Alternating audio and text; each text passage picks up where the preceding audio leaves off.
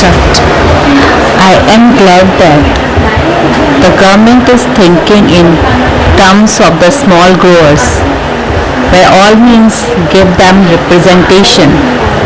But let not an attempt be made as though the bigger growers are not looking after the interest of the small growers, because that is far from the truth. If the coffee board has achieved one grand result, it is a rehabilitate and help the small growers. So far as the question of payment from the pool is concerned, the small growers get the full amount due according to the costing.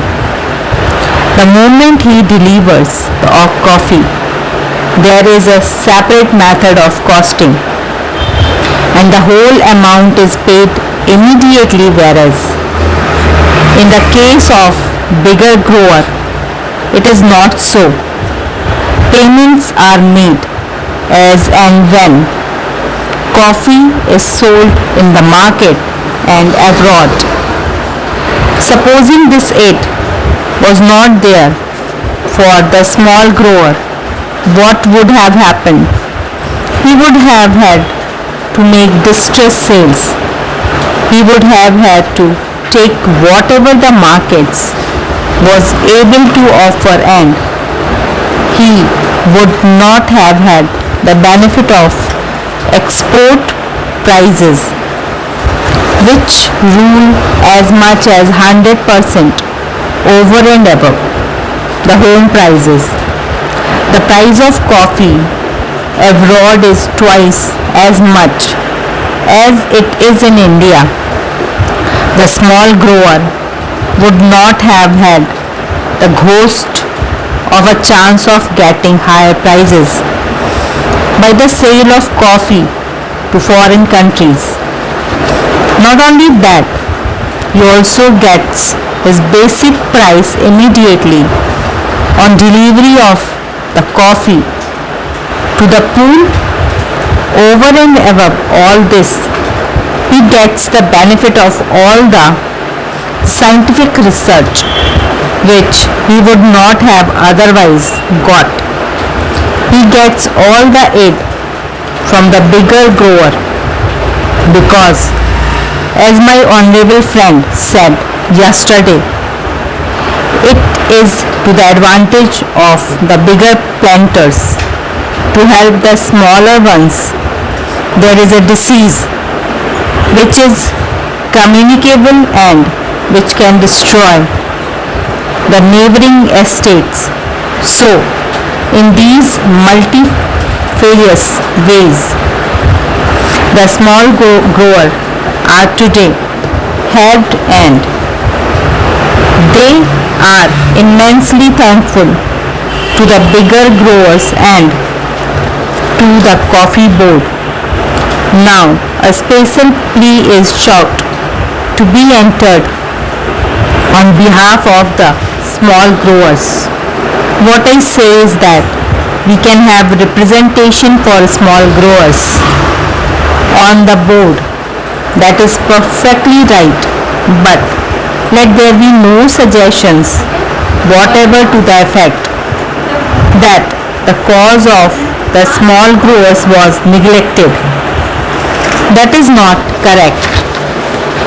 As regards financial aid, this is a state problem, that is a union problem, and that is a problem for the whole of the country in respect of all developmental activities. One thing I must say, and that is that there are obvious limitations for the small growers. The acreage is limited and they cannot spread beyond that. They have got their paddy fields and their plantain gardens, and so due to limitations they cannot spread over. Any development of coffee means a large acreage that is not available to small growers, even if they have got the capacity. It is very difficult for them to find forest lands nearby. It is not easily possible for any man to go over 50 miles and then take up a jungle. So the small growers have their own limitations. I am not going into that, but what do I say is that this idea introduced for the first time here in the parliament, that the interest of the small growers have got to be specially protected, is I submit a policy which will create a difference between the bigger grower and the small grower. I submit that there is no reason whatsoever to distrust the plantation industry and deny them the right to select their own representatives and to introduce the word nomination here. Why should we have nominations if there is need for separate representations for the small growers? Why should we not reserve a seat in each place for the small growers? That is the easiest and the best way to give representation to the small growers. This can easily be done, and therefore I submit that the words "or" nominated may kindly be deleted from the bill. I do not know whether the procedure would permit of it, because there are certain difficulties, but in many cases, if at least we get an assurance from my friend that these 12 are going to be elected, it would be something gained for a poor like me and for the industry. After the question of constitution of board comes the question about the chairman. On that question, I hope, sir, that the Ors will kindly appreciate that for more than one reason it would not be the best arrangement to have a whole time appointed chairman. There are two suggestions in this connection.